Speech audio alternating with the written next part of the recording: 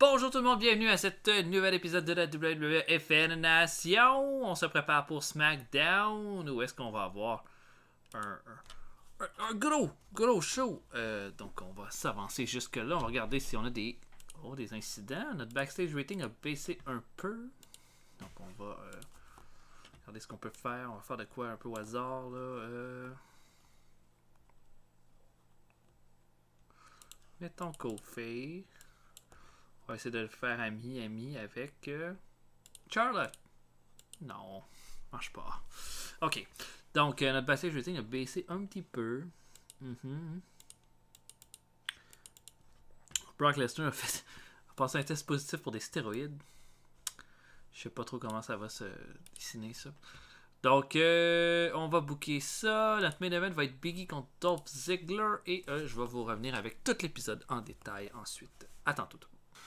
Ok, donc ça commence. Tozawa affronte Dick Draper, un lutteur local. Tozawa l'annihile, lui fait le Bridging German Suplex à 9 minutes 6. Donc voilà pour ça. On a ensuite Hideo Itami qui affronte Noam Dar. Bonne performance d'Itami avec un C. Il lui remporte avec le Shotgun Kick. Voilà, pas grand chose à dire de ce combat-là. Ensuite, dernier combat de pre-show, Tian Bing, un lutteur de NXT, affronte Mike Kanellis. Mike Kanellis le bat à 8 minutes 52 avec son pile driver. Donc voilà. Voilà pour la fin du pre-show. Le show commence. Oh, what the fuck. Oh, j'ai fait une erreur. Genre, j'ai mal sélectionné le lutteur. Ça devait pas être Ryan Ward. Ça devait être Sami Zayn. Oh, ça a beaucoup changé mon... Oh non, mon ratings de ce combat-là. Donc, il y aurait eu AJ Styles et Shinsuke Nakamura qui se présenteraient au ring ensemble en disant que les deux avaient prévu de s'affronter à WrestleMania, mais qu'il y a deux lutteurs qui ont tout fait pour changer la donne depuis le mois dernier. Puis, ils veulent régler ça ce soir dans le ring. Arrive Baron Corbin et Sami Zayn qui acceptent le challenge et disent que le combat, et AJ Styles ajoute que le combat va avoir lieu maintenant.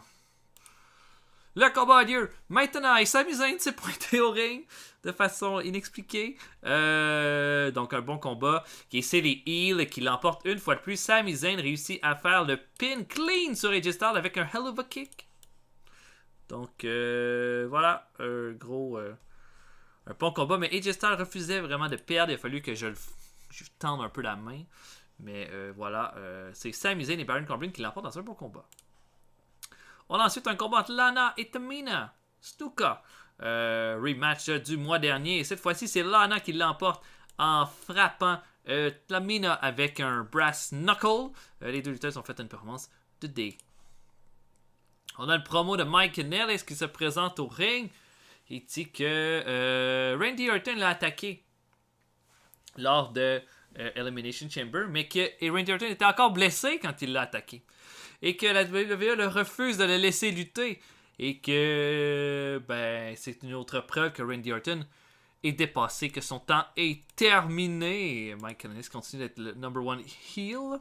On a un match entre Andrade Almas et Ricochet. La foule n'a pas aimé. Elle considérait que c'était un combat entre deux jobbers. Sur un main show, ça a fait un résultat de E-, ce qui n'est pas bon. Cependant, c'est Andrade Cien Almas qui l'emporte en tenant les cordes avec un pin sur Ricochet. Voilà, donc une bonne victoire de Andrade Cien Almas. On a Daniel Bryan qui nous dit que ce soir il y aura un combat entre Jey Uso et Aiden English parce qu'il considère que la rivalité entre les Usos et le Rusev Day n'est pas terminée.